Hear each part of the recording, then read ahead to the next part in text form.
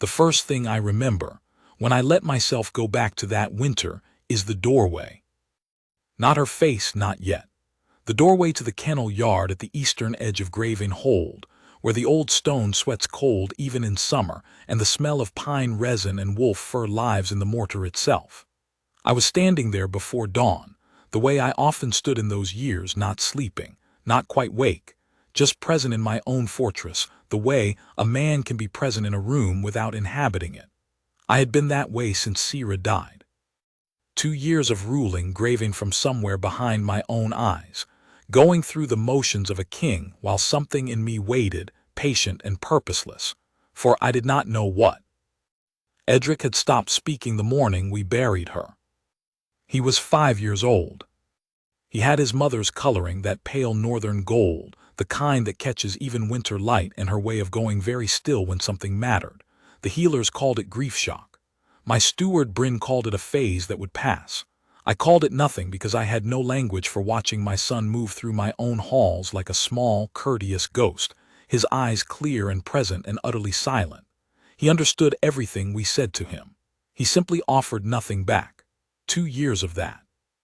2 years of Edric's hand in mine at council dinners, his weight against my side at the long table, his face turning toward me in the mornings with something that was not quite a smile and not quite a question, and was, I understood slowly, simply his way of telling me he was still there.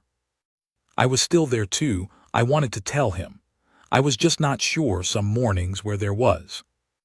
The woman came to Grieving in the 3rd week of deep winter, when the river valley below the hold had frozen hard enough to walk on, and the wolves were restless with it.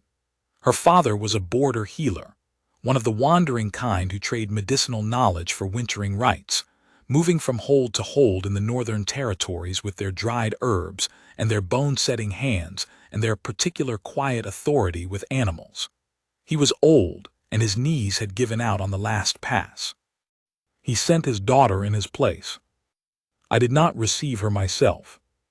That was a task for Bryn, who managed the small commerce of the hold's daily life with the brisk competence I had long since delegated everything to. He told me only that a wolf tender had arrived to see to the kennel animals through the cold months. I nodded. I moved on. Grieving had a pack of 14 working wolves, hunting animals, not pets, bred for the northern ranges, and they required tending that my own people were not trained for. The border healers had been wintering with us in this capacity for 3 generations. I thought nothing of it. The first time I saw her, she did not see me. That is the honest account of it. I was at the kennel doorway before dawn because I could not sleep, because I rarely slept well in those years, and the kennel yard was one of the places I went when the great hall felt too large and my own chamber felt too close. The cold was useful. The wolves were company of a kind. They did not ask me to be anything, and they were honest about what they were. I had come to value honesty in the years since Sira, even the wordless kind. She was in the yard already, crouched beside the 3rd stall where old Frost, the oldest of the pack females, 17 and slow in her back haunches, lay with her head on her paws. Marin, I would learn her name was. Marin, daughter of Aldous the border healer, wolf tender by training, and by what I would later understand was simply instinct. The way some people are destined for water and some for heights, and this one was destined for the particular frequency of a creature in pain. She was not doing anything dramatic. She had one hand resting on Frost's flank, the fingers spread, and she was talking not to the wolf exactly, but in the direction of the wolf, the way you talk when you know the words are less important than the sound, low and even with pauses in it. Frost's ears moved. She had not let any of our kennel hands near her in 2 weeks. She lifted her head now just slightly and pressed her nose against Marin's knee. I stayed in the doorway. I am not certain how long I stood there. Long enough for the cold to settle into my shoulders. Long enough for Marin to finish whatever she was saying and sit back on her heels and look at Frost with an expression. I did not have a name for not pride, not satisfaction. Something quieter than either of those. Something more like recognition. Long enough for my wolf, the part of me that lives below reason, below language, below the machinery of kingship, to go very still in a way it had not gone still in 2 years. I did not know what that meant. I put it away. I went back inside. The hold of Grieving sits at the northern edge of the Aldenmere territories, where the Grieving River cuts through limestone, and the forest begins in earnest, and the cold comes early and stays late. It is not the largest of the northern holds. That distinction belongs to Vastmark, 3 days east, with its great stone towers and its famous midsummer gathering. But Grieving is old. The stone was laid 7 generations back, by my great-great-great-grandmother Ildra, who chose the site for the river access and the defensible ridge and the forest that provided both cover and game. The wolves had been part of the hold since Ildra's time. They were not pack wolves in the sense that some territories used them, not bound to the pack bloodline, not mates to the ruling line. They were working animals, hunters, trained to run with our own scouts in the deep forest. But they had been with us long enough that the boundary between working animal and something more had blurred in a way I had stopped trying to define. What I mean is, when the wolves were unhappy, the hold felt it, and in the winter after Sira died and through the winter following, the wolves had been restless in a way I had not seen before. Not ill, not the usual ailments of cold weather, the joint stiffness and the respiratory trouble. Something else, a watchfulness. Frost refusing the kennel hands, 2 of the younger males pacing at night, a sound that carried up through the stone into the corridor outside my chamber. My head huntsman Cade had tried everything he knew and come to me in January with a frustration I recognized, because it was the same frustration I felt when I stood at Edric's door in the morning and said his name and watched his eyes brighten and received only silence. Some things, Cade said, he couldn't reach. The border healer's daughter, it seemed, could. I learned this not from Bryn but from Cade himself, who came to me 10 days after her arrival with the look of a man who has revised an opinion he did not know he held. The wolves were settling, he said. Not all at once, slowly, the way a fire catches from one piece of wood to the next. Frost was eating again. The 2 young males had stopped pacing. 3 of the mid-pack animals that had been avoiding the eastern yard had returned to their usual runs. He did not know what she was doing exactly. She was in the yard most mornings before anyone else, and she worked quietly, without much to say to the kennel staff, and she had a knowledge of wolfsbane preparations and bone work that was beyond anything he'd seen in a traveling healer. But it was more than the medicine. It was the way the animals moved around her, he said, like she was part of the yard. I nodded, I thanked him. I did not say, I know. I stood in the doorway before dawn and I know. But I noticed her, after that, in the way that I had not let myself notice anything in 2 years. I want to be clear about this, because the truth of what happened between us was not anything so simple as a man noticing an attractive woman, not in the way of wanting, or of the loneliness breaking open. What I noticed was the quality of her presence. She had a way of moving through the hold's public spaces, the east corridor, the supply yard, the edge of the great hall when she came for meals, that was entirely without demand. She did not seek attention. She did not avoid it either. She was simply there, the way the stone was there, the way the cold was there, with a kind of solid, unhurried there-ness that I had stopped being able to locate in myself and had forgotten could exist in another person. The council did not know what to make of her. Not because they objected to her, she gave them nothing to object to, which was itself a thing they found mildly disorienting. She was not ranked. She was not titled. She was a border healer's daughter wintering at Grieving on a customary arrangement 3 generations old, and she performed her function well, and she was polite and quiet and entirely unrankable by any scale they used. They dismissed her, in the council's way of dismissing anything that didn't fit the categories. She was filed under useful but irrelevant and moved past. I watched them do it. I watched her move through rooms where she was not seen and found that I was starting to find this strange. The morning everything began to shift, I was not in the doorway. I was at the eastern window of the second-floor corridor, the long one that runs above the kennel yard, with the arrow-slit openings that let in light in the afternoons and cold always. And I was there because I had walked Edric to the yard stair and come back this way, the way I sometimes did, to see the wolves in the morning light before the day's work began. Edric had not gone to the yard stair to see the wolves. I realized this about 20 steps after I'd watched him go and turned to continue down the corridor.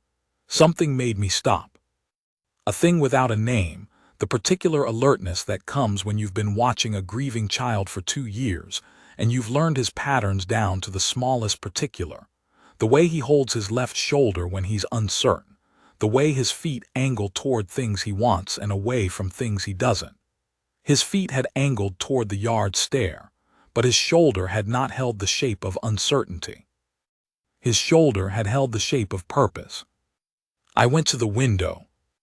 He was in the kennel yard.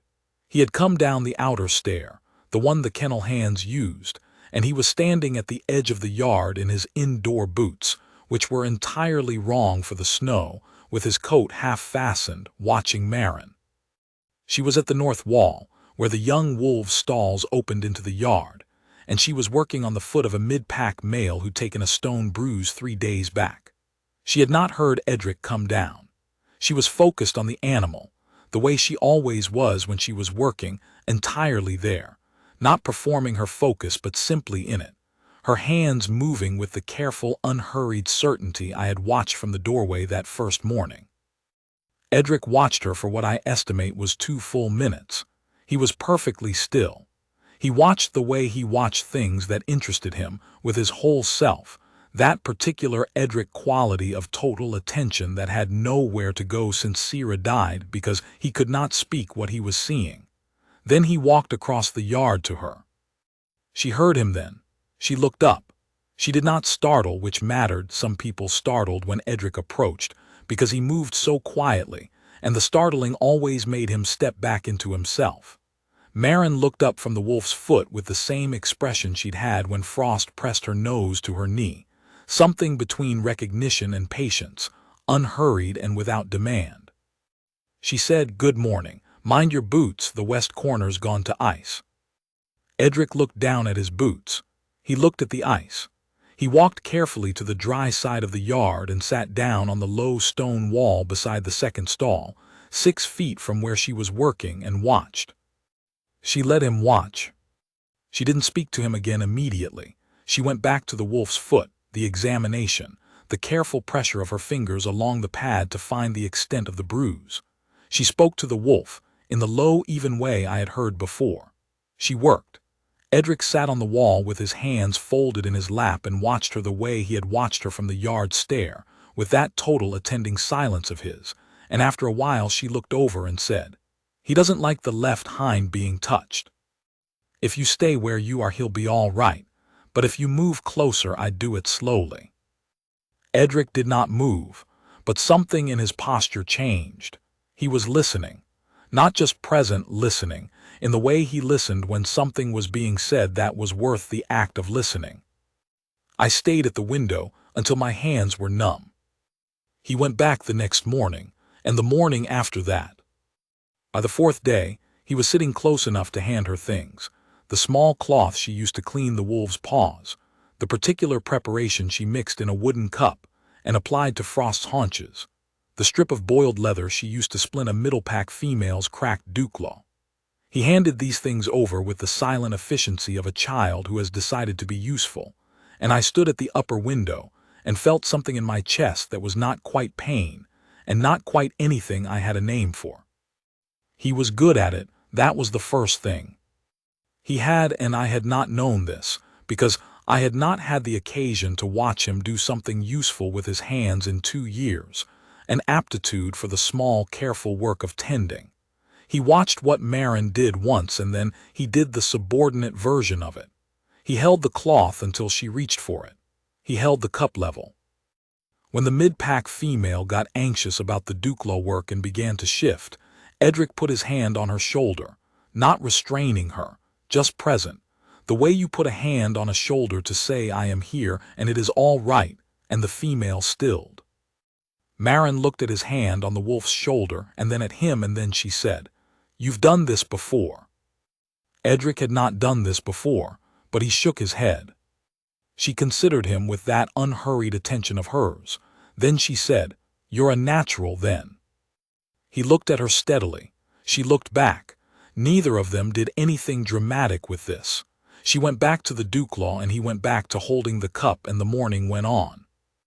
I stood at the window until Bryn found me and put a cloak over my shoulders, because apparently I had been there long enough to go visibly cold, and then I let Bryn steer me back to the great hall and the day's council matters, and I sat in my chair at the head of the long table and listened to reports about the eastern trade routes and the condition of the valley roads after the freeze, and I thought about nothing except the image of my son's hand on the wolf's shoulder and the animal going still.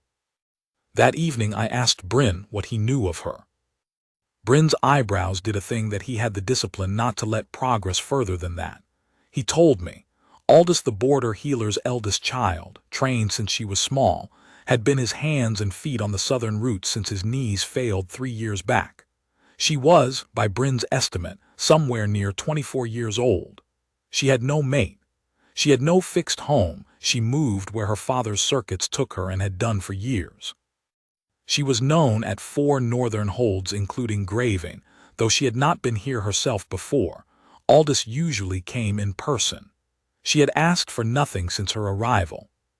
She had introduced herself to Cade, done her work, taken her meals at the end of the long table without displacing anyone, and slept in the healer's room off the east corridor without complaint. She had asked for nothing. I thought about that. She had asked for nothing, and she had given the wolves back something I had not been able to give them, and she had given my silent son the occasion to be useful and to be seen doing it, and she had not done any of this with any apparent awareness that it was remarkable. It was simply what she did. It was simply who she was. My wolf turned toward her, in a way I had been refusing to acknowledge for 2 weeks. I went on refusing for a little while longer, because I was afraid of what it meant if I stopped. I should say something about Sira. Not everything. Some things are private in a way that even a man telling his own story must be permitted, but enough so that what followed makes sense. Sira had been my mate since I was 22. She was from the Vastmark line, chosen by arrangement and then by genuine love, in that order. It happens that way sometimes, and when it does, the love has a particular solidity to it, built on knowledge rather than impulse. She was steady and clear-minded and warm, and she ran the hold's domestic economy with a quiet competence that I had relied on entirely too much and understood only when it was gone. She died of a fever in the deep winter, the quick kind that takes people before anyone has properly understood the danger. 6 days from the first sign to the last morning, I was with her. Edric was not, because he was 5 and because I had not. I have not forgiven myself for this entirely, though I understand the reasoning. I had not understood on the 3rd day that it was going to end the way it did. What I mean is, Edric did not say goodbye. He had woken on the 7th morning to find her gone and me in my chair by her bed, and he had come to stand beside me with his hand in mine, and he had been silent since. 2 years is a long time for silence, long enough that I had stopped expecting the sound of his voice, long enough that I had learned his language of gesture and look and the angle of his shoulders, and carried on a conversation of sorts with him in that language, and told myself it was enough. Long enough that I had reorganized my whole understanding of my son around the shape of what he was now, rather than grieving the shape of what he had been. Long enough that when the shape began to change, I almost did not see it. He started talking to her. Not words, not yet, but the silence between them changed. I was watching from the window and sometimes from the kennel doorway when I arrived early enough, and I saw it happen in increments so small that I think I was the only person in Grieving who could have tracked them. He began to make sounds. Not speech, breath sounds, the kind that are the architecture of speech before the words arrive. A small affirmative exhale, a questioning intake, the low sound of attention. She responded to these the same way she responded to everything, which was with a quiet matter-of-fact acknowledgement that did not make a large event of them. If he made the questioning sound when she reached for a preparation he had not seen before, she told him what it was. If he made the sound of attention when she described what she was doing, she continued describing it. She never asked him to do more than he was doing. She never looked at him with the particular species of hope I saw on other faces around the hold when they watched my son. The hope that wanted to be received, that wanted acknowledgement, that was really about them and only secondarily about him. She was not hoping anything at him. She was simply with him. One morning, I think it was the second week of her third month at Grieving, the cold at its deepest, the river valley white and still, I watched Edric hand her a cup and make a sound that was almost a word. A first sound, a shape without meaning yet. Maren looked at the cup and then at him and said, "Thank you," and went on with her work. Edric sat with the shape of that almost word in the air between them and did not seem frightened of it. I understood, standing at the window, that the fear was not in him. It had never been, or not primarily. The fear was what he'd learned from watching me. The way grief can teach a person that expression is dangerous because it opens you to loss, because the things that matter can be taken, and so it is safer to stop making things matter. He had learned this from watching his father rule a hold from behind glass for 2 years. I stepped back from the window. I went to the great hall. I sat at the long table and I looked at the fire and I said to no one in particular, aloud, in the voice of a man who has finally heard himself, "You have to stop this." Bryn was the only other person in the hall. He looked at me without expression and then he said, "Yes." I went to the kennel yard myself the next morning. Not in the doorway, into the yard. Before dawn, before Maren arrived, when the wolves were waking in their stalls and the cold was the particular blue-gray of the hour before light. I fed them, which I had not done since Cade took over the morning rounds 4 years ago. Old Frost lifted her head when I came to her stall and regarded me with the patient attention of the very old, and I crouched beside her the way I had watched Maren crouch, not mimicking it, exactly, but finding in the position itself something I had forgotten. The way your body has to organize itself differently when you're meeting an animal at its own level. The way it makes you smaller and therefore, paradoxically, more present. Frost put her nose against my hand. She had not done that in 2 years either. I was still crouching there when Maren arrived. She came in from the east gate with the quiet certainty of someone who has mapped a space and made it hers, and she had made it 3 steps into the yard before she registered that someone was already in it. She stopped. She looked at me, I looked at her. She had a good face. I had seen this from the window, but faces read differently at human distance. And at human distance, I could see things the window had not given me. That she was not, as I had half-registered, classically beautiful. She was something better, which is to say she was entirely herself, her features arranged not by accident into something that was simply and specifically hers, with the kind of character that comes from a face that has spent time outside and in close attention to things that matter. She had dark eyes. She had the look of someone who was comfortable with silence, which is different from someone who uses it as armor. She said, "Good morning, my lord. The east yard's iced over since yesterday. If you're going to stay crouched like that, I'd put your weight on the right foot when you stand. The left side of the stall is slick." I stood up. I put my weight on the right foot. I said, "The wolves, are they better?" "Most of them," she said. She came to the stall, not passing me to get to it, but coming to stand beside me in the yard at a conversational distance. She looked at Frost. Frost's haunches will trouble her until spring. She's old for it, but she's eating, which is the main thing. "What were they missing?" I asked, "before you came?" She considered the question seriously, which I appreciated. She did not give me the polite answer. She said, "I'm not sure it was something missing. I think they were out of rhythm with the hold. Animals do that. When the life around them shifts, they shift with it, and sometimes they can't find their way back on their own. Someone has to come alongside them until the rhythm returns. I looked at her, she looked at Frost. "Is that what you do?" I said. "Come alongside." "It's what I was trained to do," she said. "My father says healing is mostly showing up steadily.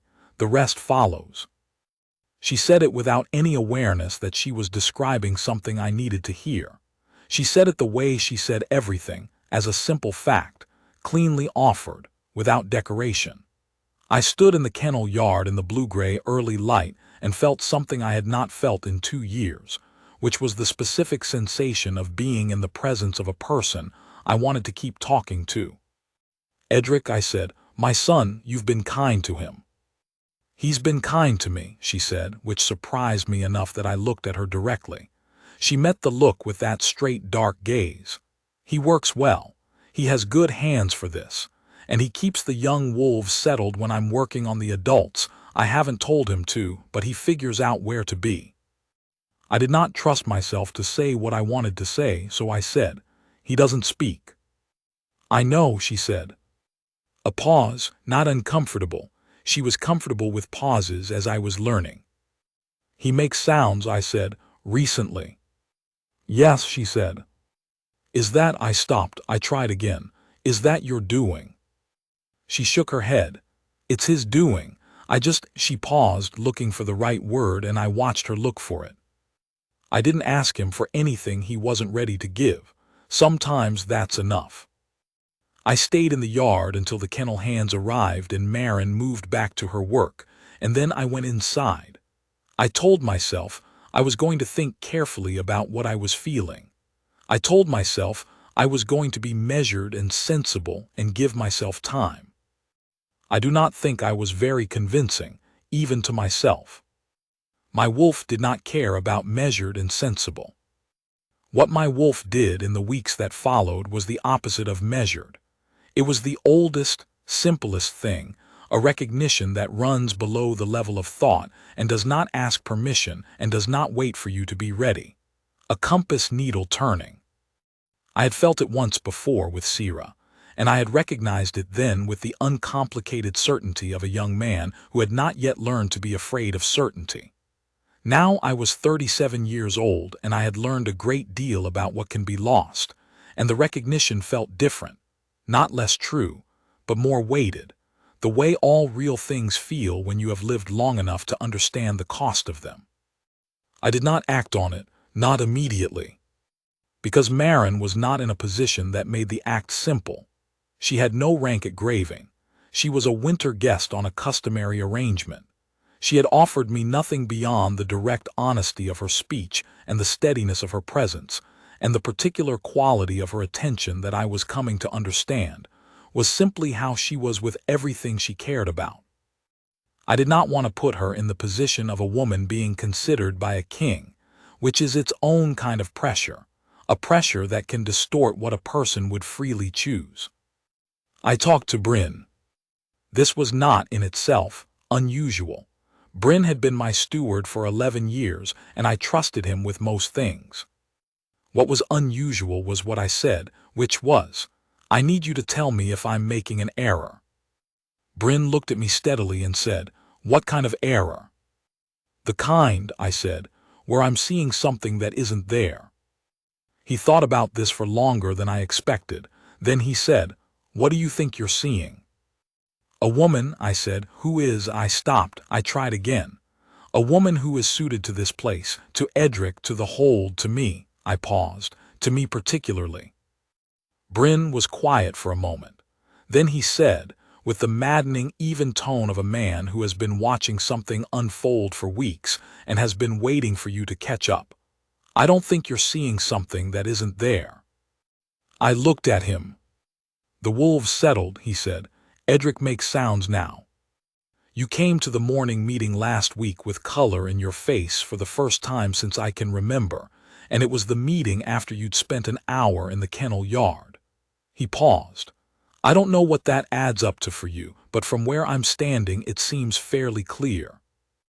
I sat with that, then I said, "She might not want this." She might not, Bryn agreed. She has no obligation to this hold. She's here until spring on a healer's arrangement. She has her own life, wherever she usually goes. She does, Bryn said. I won't put her in a position where she feels she has to. No, Bryn said, you won't. A pause. He was looking at me with the patience of a man who has been waiting for a king to think something through to its natural conclusion. She'll have to choose plainly, I said, on her own terms, with all of it in the open.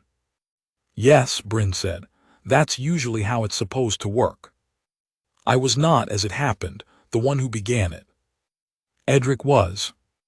It was a morning in early spring, the cold still deep but the light changing, the first hour of real sun hitting the kennel yard from a different angle than it had all winter, that particular shift in light that comes before the thaw and announces itself like a messenger. I was at the kennel doorway again, the original one, the one where I had first stood in the dark and watched her with Frost.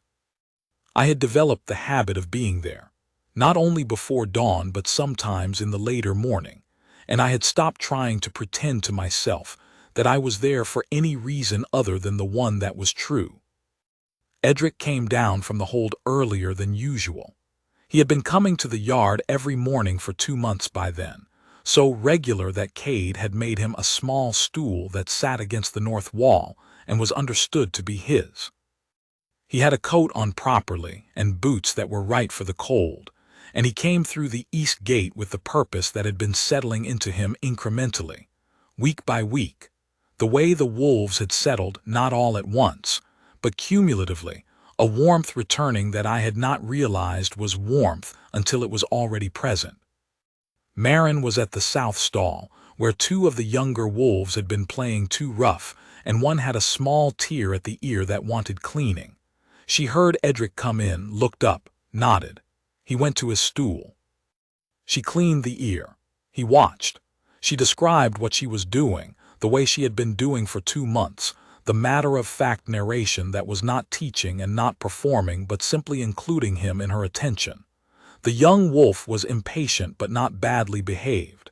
Edric sat with his hands on his knees. Then she finished, and she stood, and she picked up the cloth and the preparation and turned to put them on the shelf behind the south stall, and Edric got off his stool. I was watching from the doorway, and I saw him get off his stool, and I did not know why. He walked to where she was standing, 4 steps, and he stopped behind her. She turned because she had heard him, and she looked at him standing there with his coat on properly and his hands at his sides and his pale gold face very serious. He reached out his hand. She looked at it. She put the cloth and the cup on the shelf behind her. She reached out her own hand and he took it, both hands around hers, the way a child holds something he does not want to drop. The silence in the yard was very complete. Then Edric opened his mouth. I know what I heard. I will not say I am wrong about it, because I was 8 feet away in a still morning, and the sound carried in the cold air with perfect clarity, and I have heard it every night since when I close my eyes. He opened his mouth and he said, in a voice that was 2 years unused and therefore rough with it, but entirely and undeniably his. Marin. Just that, her name. His first word in 730 days, and it was her name. Marin's hand tightened around his. She did not make a sound. Her face did something I watched happen and could not have described then and cannot fully describe now, not surprise, because she was not easily surprised, not sentiment, though her eyes were bright with it. Something more fundamental than either of those, the kind of expression that happens when a thing you have been doing carefully and without expectation suddenly reveals that it was going somewhere after all. She said very quietly, "Good morning, Edric."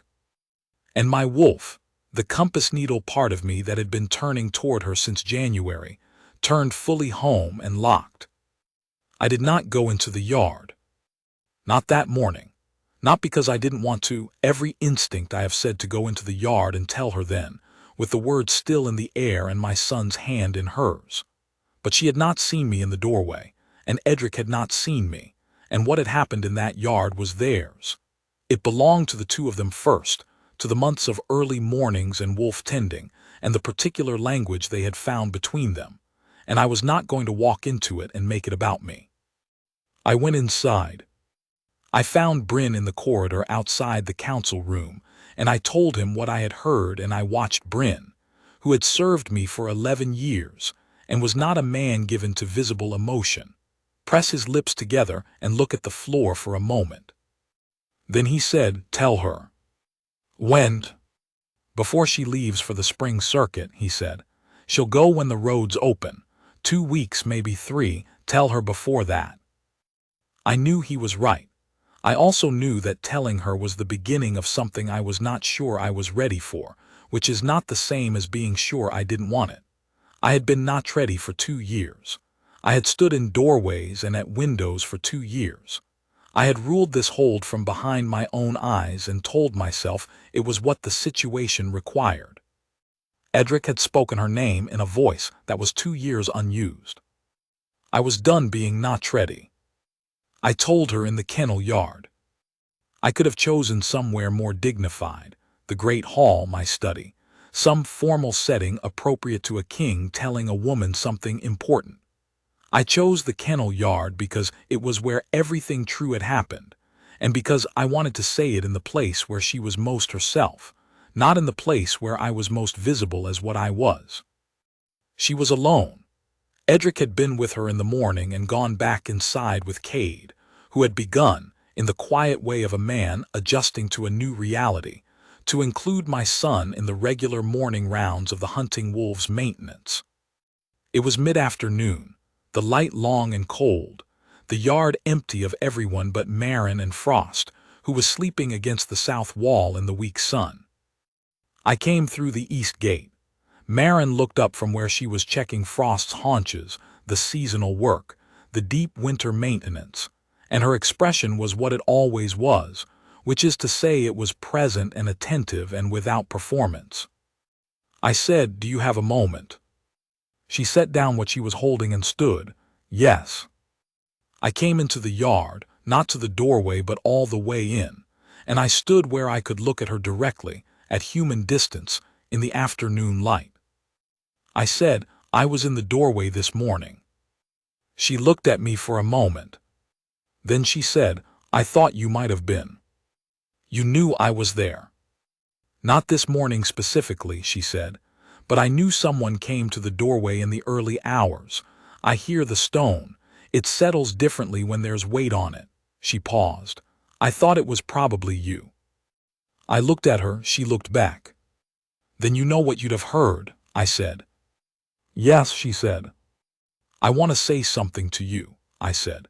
"Something I would say more carefully if I were better at this than I am. But I find I want to say it plainly instead, so you have the whole thing clearly and can answer plainly in return." She waited. "I don't know the form that a bond takes," I said, "when a man has had it once and thought it was finished. I don't know if it looks the same from outside or if it looks different. I only know what it feels like from inside, which is," I stopped. I said it, "which is that everything in me is pointed at you. Has been, since January. I know you have your own life and your own circuit and no obligation to this hold beyond the winter arrangement. I know you didn't come here for this, and I am not asking you to want something you don't. I'm asking you only if there is any version of this that you would choose freely, with the whole thing open in front of you. That's all." The yard was very quiet. Frost breathed slowly against the south wall. In the distance, the hold made its ordinary sounds, the kitchen, the forge, the daily life of 200 people going about their work. Marin looked at me with those dark, steady eyes for long enough that I became aware of my own breathing. Then she said, "I've been waiting to see if you were going to say it." I said, "How long?" "Since February," she said. A pause, and then, with the precision that was entirely characteristic of her, "Since the morning you were in the doorway and you didn't come in." I looked at her. "I wasn't going to say it first," she said. "It wasn't mine to say first, but I've been waiting." She looked at Frost and then back at me. There are things I'd want to say plainly in return if we're doing this plainly. Say them. I don't come to a place to stay, she said. I never have. I go where my father's circuit takes me, and I come back when I'm needed, and I don't. I'm not a woman who's been practicing at the idea of settling. I don't know how that works with what you're describing. I'm not asking you to stop, I said. The circuit can wait for spring and summer, and you can go where the work takes you and come back when you choose to come back. I'm not asking for everything at once. I'm asking if you'll let this be something. She thought about it. She took the question seriously, the way she took every question, without hurrying toward an answer she didn't have yet.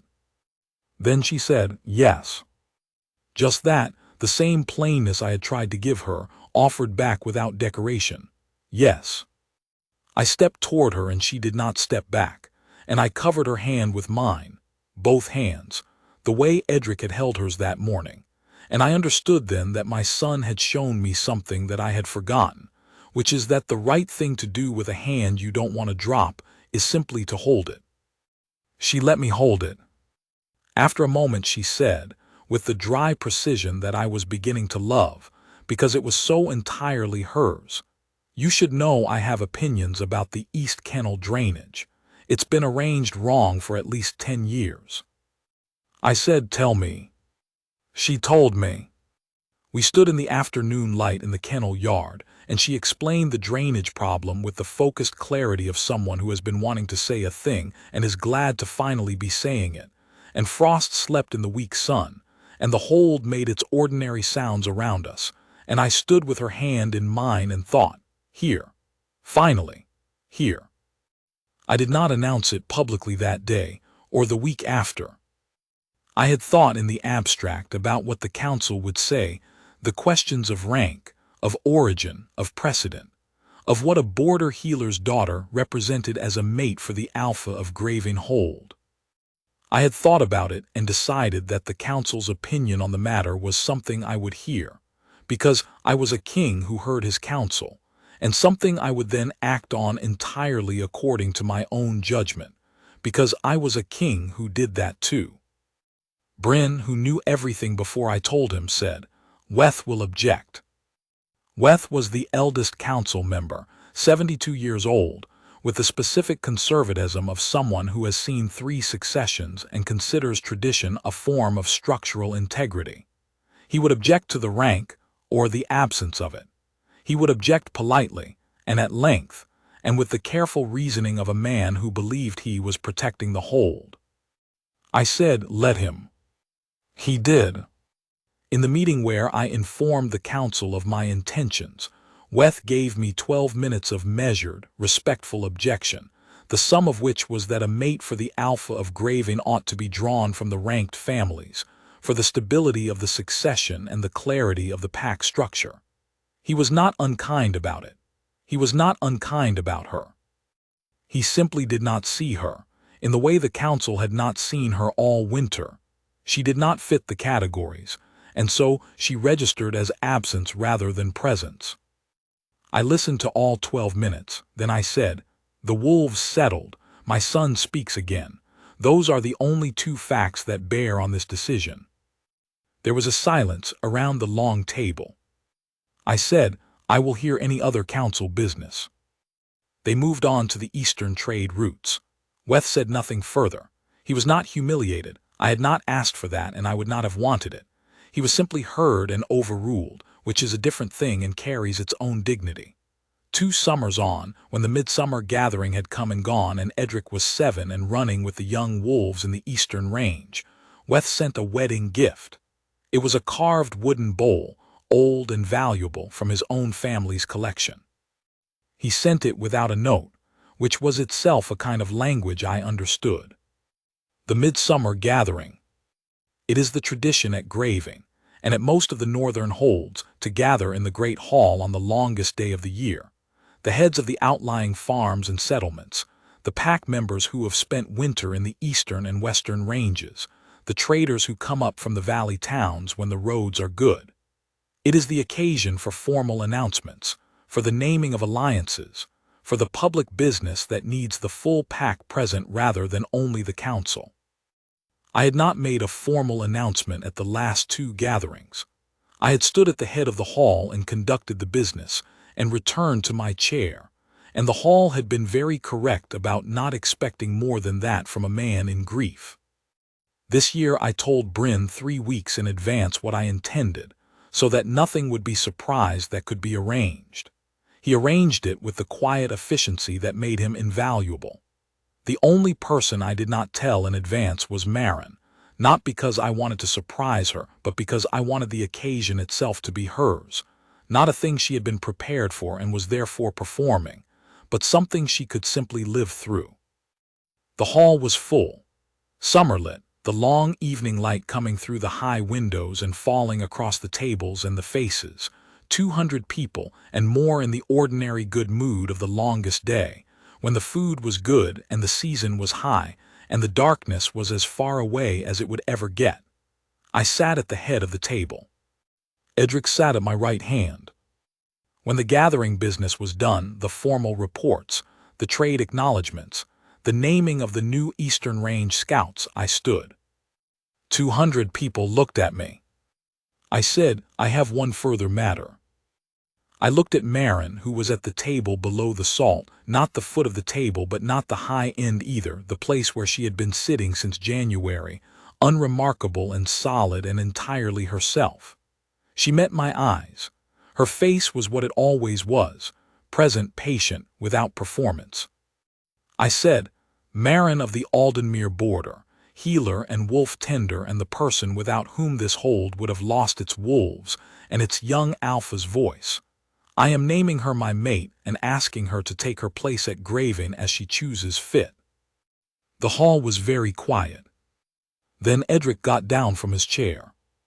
He was 6 years old and he was wearing his good coat, and he had his father's bearing when he chose to use it, which was the bearing of a person who knows exactly where he is going and goes there without apology. He walked the length of the high table to where Marin sat, and the hall watched him go, and he stopped beside her chair and he held out his hand. She took it. He walked her back up the hall to the high table, holding her hand with both of his the way he had in the kennel yard, and the 200 people of Grieving Hold watched him do it in a silence that was not discomfort but something warmer than that, the particular silence of a room that is holding its breath around something worth holding its breath around. He brought her to the head of the table and he stood beside her chair, which was at my left hand, and he looked at me with his mother's pale gold gravity and the particular expression that was his alone, the one I had been reading for 2 years without language, that said, Here, this, now you understand. I understood. The hall all at once stood. Not by instruction, I gave no signal. They simply stood, the way people stand when they feel the weight of a moment and cannot remain seated inside it. The traders and the farmheads and the range scouts and Cade and Weth and all 200 of them, and the evening light coming through the high windows fell across Marin's face as she sat in the chair at my left hand with my son's hands around hers, and she looked at the standing hall with those dark, steady eyes, and did not flinch, and did not perform, and was, entirely and simply herself. Later, after the hall had settled and the evening had gone on into the long summer dark, and the food had come and gone, and the hold's ordinary life had resumed around us, she said to me, quiet in the way she said things she had thought about, He knew what he was doing. Edric, I said. When he walked over and got me. She looked at my son, who was asleep in his chair with his head on her arm, the boneless sleep of a child who has been useful and knows it. He knew exactly what he was doing. I looked at the top of Edric's head, the pale gold of Syrah's coloring, the particular set of his shoulders even in sleep, the small hand still loosely curled around Marin's sleeve. He's wiser than I am, I said. She looked at Edric. Then she looked at me with those direct dark eyes, steady and unhurried as she always was, without decoration or demand. Give yourself time, she said. You're getting there. We were married in the autumn, before the cold came back. It was a small ceremony. The council, Bryn, Cade, the kennel staff, the hold's inner circle. Marin had asked for small, which surprised no one who knew her. She wore a deep green dress that was the color of the eastern forest, because she had said, "I like that color and I would like to wear it," and that was all the reasoning she offered, and none further was required. Edric stood beside her. He was speaking in sentences by then, not rushing it, not performing it, simply returning incrementally to the language that had been waiting for him. He narrated things. He described the wolves. He told Marin things he had observed, in the careful, precise way of a child who has been holding observations for a long time and is now, gradually, releasing them. He had not addressed me yet in a full sentence, only in words, single and deliberate, offered when he had something to say. I did not push for more. I had learned from watching the two of them that the way to receive what a person has to give is to make no demand on the giving of it. At the ceremony, when the binding words were said and the formal joining was done, Edric put his hand on the arm of each of us, his left hand on Marin's sleeve, his right on mine, and he said, in the clear, direct voice that was his, "Good. Just that good." Marin laughed, a real laugh, the kind that surprised her on the way out, which I had heard exactly twice before and had already decided was one of the finest sounds in Grieving Hold. She covered Edric's hand on her sleeve with her free hand and she laughed, and the small wedding party found themselves smiling at it the way you smile at things that are not only happy but true. I thought of what she had said to me in the yard that first morning when I had asked her what she did. "Come alongside," she had said, "show up steadily. The rest follows." She had come alongside a hold in winter, and a pack of 14 restless wolves and a mute boy who had things to say, and a king who had forgotten how to be present in his own life. She had done it without calling it anything, without asking for acknowledgement, without wanting a thing from any of us except the ordinary respect of being met plainly in return. My wolf had known it in January. My son had known it before I did. I had stood in doorways and at windows, and refused to know it for longer than I should have, which is not something I can regret, because everything happened in its own time and the time was right. That's what Marin said, the morning after the wedding, standing in the kennel yard with the autumn cold beginning and frost leaning against her leg, and the young wolves running the east wall. She said, "You weren't late. Things take the time they take." I said I was a little late. She considered this. Then, with the precision that I loved and would go on loving for the rest of my life. "The bone was right," she said, "and you were only late." The wolves ran the east wall in the cold morning light. Edric came down the outer stair in his proper coat and his right-footed boots, and he went to his stool against the north wall, and he said, conversationally, to no one in particular and to both of us at once, "The young male's ear is better." It was. Everything was better.